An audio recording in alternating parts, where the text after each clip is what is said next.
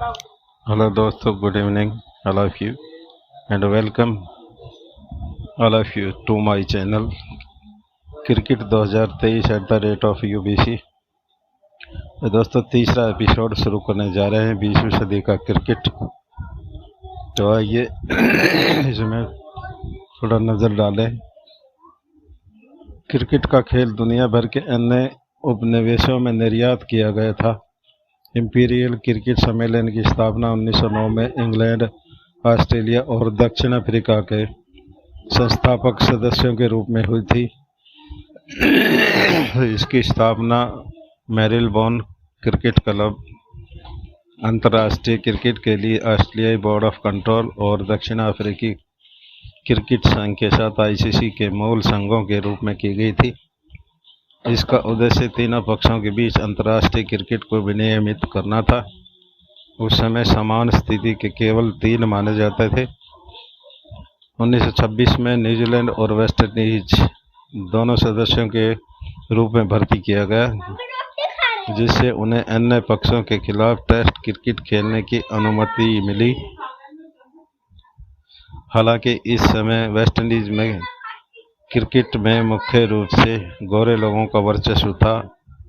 मूल रूप से ICC की क्रिकेट की अंतर्राष्ट्रीय लोकप्रियता को व्यापक बनाने में कोई दिलचस्पी नहीं थी। संगठन गैर राष्ट्रमंडल राष्ट्रों को खेलने के लिए आमंत्रित करने के लिए अनिच्छुक था।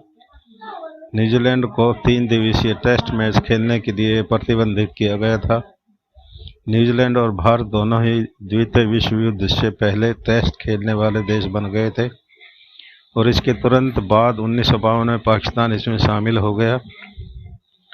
पाकिस्तान के शुरुआती सुझाव पर 1965 से गैर टेस्ट खेलने वाले देशों को शामिल करने के लिए ICC का विस्तार किया गया, जिसमें एसोसिएट सदस्यों की भर्ती किया गया।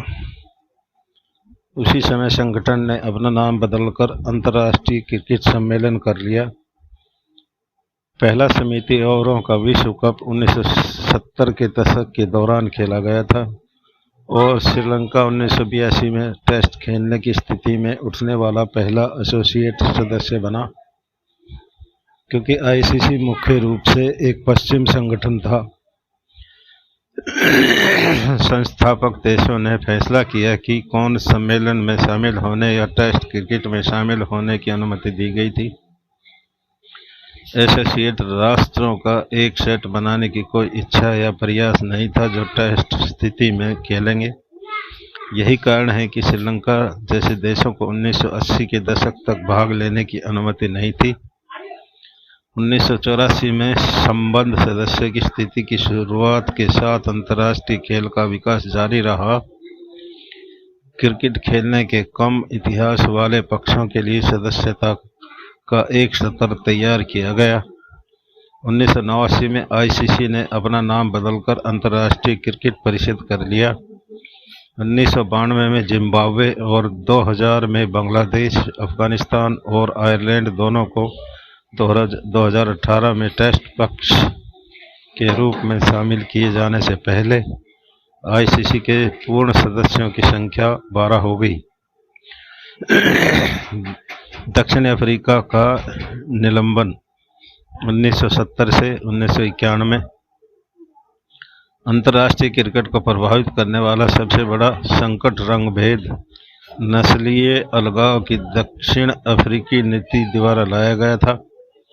1961 के बाद स्थिति स्पष्ट होने लगी जब दक्षिण अफ्रीका ने राष्ट्रमंडल राष्ट्रों को छोड़ दिया और इसलिए दिन के नियमों के तहत इसके क्रिकेट बोर्ड को अंतर्राष्ट्रीय क्रिकेट सम्मेलन ICC छोड़ना पड़ा। 1968 में दक्षिण अफ्रीका के अधिकारियों द्वारा दक्षिण अफ्रीका के लिए इंग्लैंड के दौरे को रद्द करने के साथ रंगभेद के लिए क्रिकेट का विरोध तेज हो गया, क्योंकि कैप रंग के खिलाड़ी बेसिल डी ओलिवेरा को इंग्लैंड की टीम में शामिल किया गया था। 1970 में ICC के सदस्यों ने दक्षिण अफ्रीका को अंतर्राष्ट्रीय क्रिकेट प्रतियोगिता से अनिश्चित काल के लिए निलंबित करने के लिए मतदान किया। अपने सर्वश्रेष्ठ खिलाड़ियों के लिए शीर्ष स्तर की प्रतियोगिता से वंचित दक्षिण अफ्रीकी क्रिकेट बोर्ड ने तथाकथित विद्रोही दौरों के लिए धन देना शुरू किया, जिससे अंतर्राष्ट्रीय खिलाड़ियों को टीम बनाने और दक्षिण अफ्रीका का दौरा करने के लिए बड़ी रकम की पेशकश की गई। आईसीसी की प्रतिक्रिया उन सभी विद्रोही खिलाड़ियों को काली सूची में डालने की थी जो दक्षिण अफ्रीका का दौरा करने के लिए सहमत हुए थे। उन्हें आधिकारिक रूप से स्वीकृत अंतर्राष्ट्रीय क्रिकेट से प्रतिबंधित कर दिया गया था, चूंकि 1970 के दशक के दौरान खिलाड़ियों को खराब पारिश्रमिक दिया गया था। कई लोगों ने दक्षिण अफ्रीका का दौरा करने के प्रस्ताव को स्वीकार कर लिया, विशेष रूप से खिलाड़ी अपने करियर के अंत की ओर बढ़ रहे थे, जिसके लिए ब्लैक लिस्टिंग का बहुत कम प्रभाव होगा। 1980 के दशक में विद्रोही दौरे जारी रहे, लेकिन तब दक्षिण अफ्रीका की राजनीति में प्रगति हुई और स्पष्ट हो गया कि रंगभेद समाप्त हो रहा है। दक्षिण अफ्रीका, जो अब नेल्सन मंडेला के अधीन एक रेनबो नेशन है, का 1991 में अंतर्राष्ट्रीय खेल में वापस स्वागत किया गया। विश्व सीरीज क्रिकेट शीर्ष क्रिकेटरों की पैसे की समस्या भी एक और क्रिकेट संकट का मूल कारण थी, जो 1977 में उत्पन्न हुआ, जब ऑस्ट्रेलियाई मीडिया मैग्नेट कैरी पैकर टीवी अधिकारों को देकर ऑस्ट्रेलियाई क्रिकेट बोर्ड से अलग हो गए। खिलाड़ियों को दिए जाने वाले कम पारिश्रमिक का लाभ उठाते हुए पैकर ने अंतर्राष्ट्रीय क्रिकेट की संरचना के बाहर एक निजी तौर पर संचालित क्रिकेट लीग में दुनिया के कई सर्वश्रेष्ठ खिलाड़ियों को साइन करके जवाबी कार्रवाई की। वर्ल्ड सीरीज क्रिकेट ने कुछ प्रतिबंधित दक्षिण अफ्रीकी खिलाड़ियों को काम पर रखा और उन्हें अन्य विश्व स्तरीय खिलाड़ियों के खिलाफ एक अंतर्राष्ट्रीय क्षेत्र में अपने कौशल दिखाने की अनुमति दी। यह विविधता केवल 1979 तक चली और विद्रोही खिलाड़ियों को स्थापित अंतर्राष्ट्रीय क्रिकेट में वापस जाने की अनुमति दी गई। हालांकि कई लोगों ने पाया कि उनकी राष्ट्रीय टीम उनके बिना ही आगे बढ़ गई थी।